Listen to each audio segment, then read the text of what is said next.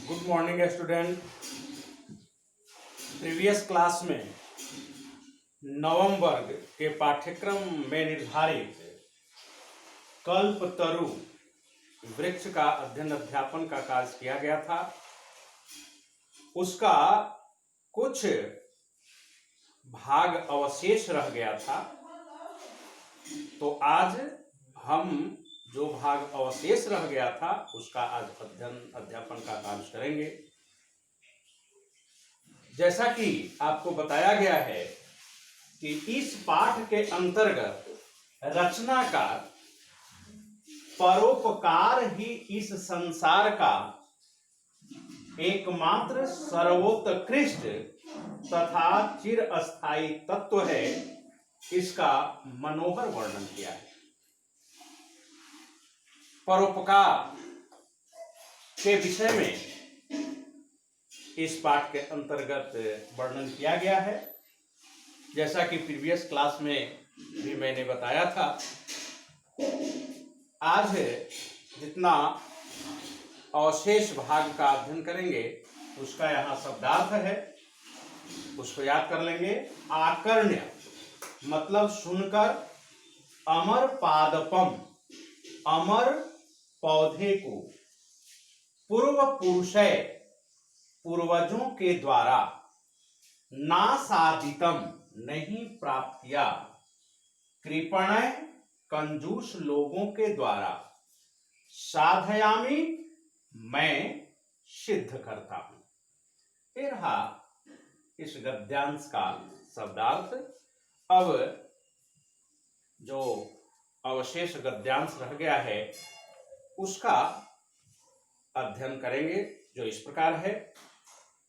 आकर्ण एतत् जिमुत वाहन अंतर चिंतयत अहोबत ईदृशम अमर पादपम प्राप्यापि पूर्व पुरुषैर अस्माकं तादृशम फलम किमपि नासादितम किंतु केवलम कश्चिदेव कृपणय कश्चिदपि अर्थो अर्थितः।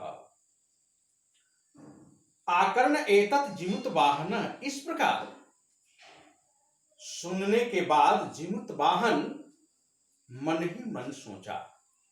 जैसा कि जिमुत वाहन के पिता ने कहा था कि तुम्हारे बागीचे में कल्पतरु वृक्ष है जो अभिष्ट फल को देता है, तुम उसको हमेशा पूजा करना, तुमको इंद्र तक भी कुछ नहीं कर सकते, इंद्र भी कुछ तुम्हारा बिगाड़ नहीं सकते। तो वही कहता है, वही प्रसंग है। कहता है कि जिमुत वाहन ऐसी बातों को सुनकर मन ही मन सोचा। अहोबत ईदृशम अमर पादपम प्राप्यापि पूर्व पुरुषैर अस्माकं तादृशम फलम किमपि नासादितम। कहता है कि आश्चर्य है, वह जो है जीवित वाहन कहता है कि अहोबत आश्चर्य है कि इस प्रकार के अमर पौधों को प्राप्त करके भी पूर्वजों के द्वारा उस प्रकार का फल प्राप्त नहीं किया गया। केवल कुछ निर्धन लोगों ने जो धन की याचना किया उसको केवल धन ही दिया गया। तद अस्मात् मनोरथम अभिष्टम साधयामि इति।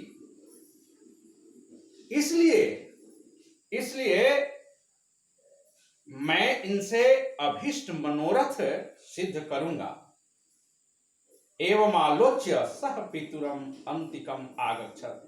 ऐसा सोचकर वह पिता के पास जाता है।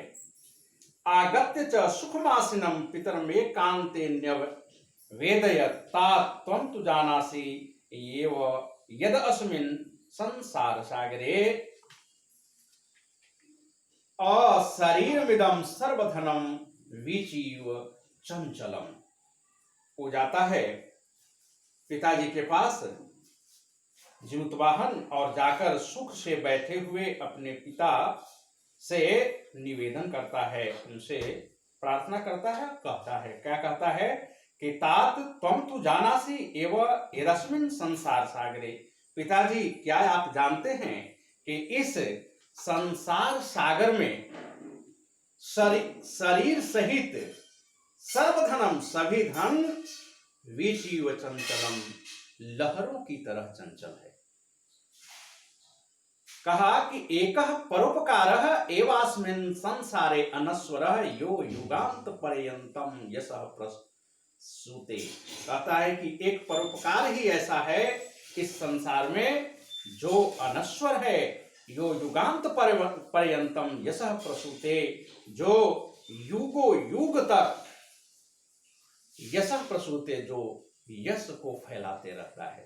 परोपकार ही एक ऐसा है जो अनश्वर है, और नहीं तो यह शरीर और जो भी धन है ये सब जो है नश्वर है, नष्ट हो जाते हैं। लेकिन यह जो परोपकार है वही परोपकार हमेशा हमेशा के लिए जीवन पर्यंत चिरस्थायी होता है। बस आज इतना ही, फिर नेक्स्ट क्लास में अगले गद्यांश के साथ। धन्यवाद।